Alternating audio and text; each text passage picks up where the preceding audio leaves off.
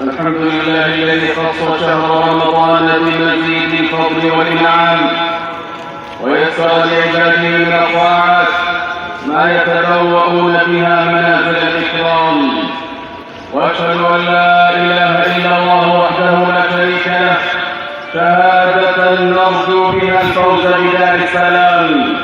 وأشهد أن محمدًا عبده ورسوله المبعوث رحمة للأنام، وأفضل من صلى وصام، صلى الله وسلم وبارك عليه وعلى آله وأصحابه البررة الكرام والتابعين ومن تبعهم بإحسان. أما بعد، فأوصيكم أيها الناس ونفسي بتقوى الله، فمن تحلى بها بلغ أشرف المراتب وحقق أعلى المطالب، وأمن من سوء العواقب وكفي من شرور النوائب.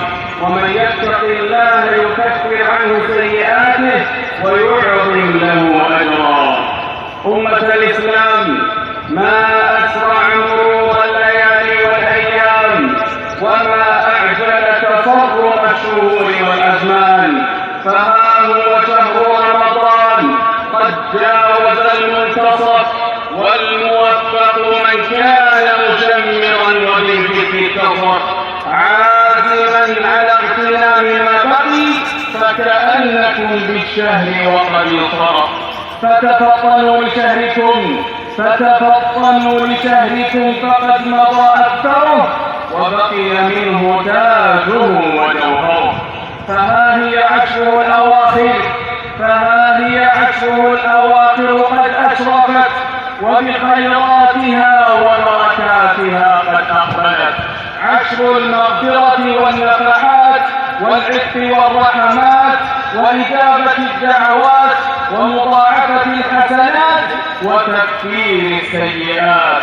فيا فوز من تداركها بصالح العمل وعوض ما فاته من نقص وخلل، والمحروم من فرط فيها ولها عن العمل وسلى قعوده بطول الأمل. فبادروا يا عباد الله، فالباب ما زال مفتوحا والخير مفتوحا، وإنما الأعمال بالخواتيم. ولقد كان النبي صلى الله عليه وسلم يخص العشر بمزيد من الطاعات، وكان اجتهاده فيها يصل إلى غاية ما يمكن من الاجتهاد في العبادات. فعن عائشة رضي الله عنها قالت: كان رسول الله صلى الله عليه وسلم يجتهد في العشر الأواخر ما لا يجتهد في غيره، رواه مسلم. وعن عائشة رضي الله عنها قالت: كان النبي صلى الله عليه وسلم إذا دخل العشر شد مئزره وأحيا ليله وأيقظ أهله، متفق عليه. ولقد عرف الصحابة رضي الله عنهم لأيام العشر منزلتها، فسارعوا إلى الخيرات واجتهدوا في الطاعات. فعن السائب بن يزيد رضي الله عنه أنه قال: أمر عمر بن الخطاب أبي بن كعب وتميم الداري رضي الله عنهم أن يقوما للناس ب11 ركعة. قال: وقد كان القارئ يقرأ بمئين، حتى كنا نعتمد على العصي من طول القيام، وما كنا ننصرف إلا في بلوغ الفجر، رواه البيهقي. ولقد سار السلف الصالح رحمهم الله على ذلك، فكانوا يعظمون العشر تعظيما شديدا، ويعكفون على كتاب الله قراءة وتدبرا، ويختمونه تلاوة وتفكرا، وكانوا يجتهدون في الطاعات ويسابقون في القربات.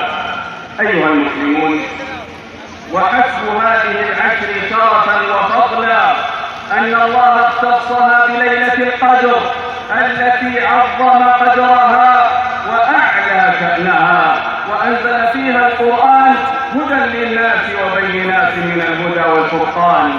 قال تعالى: في ليلة مباركة.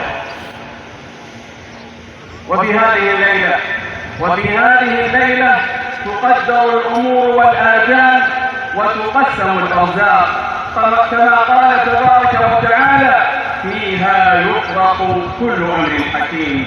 إنها ليلة عظيمة الخيرات، كثيرة البركات، غزيرة الحسنات، عزيزة